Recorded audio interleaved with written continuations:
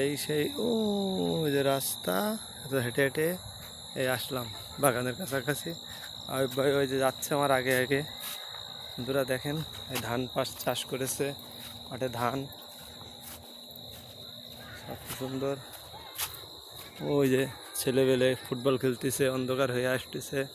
আমরা আস্তে আস্তে বহুত কষ্টের পর হেঁটে হেঁটে ধান বই টই দিয়ে আসলাম বাগানে থেকে, চা বাগানের কাছাকাছি।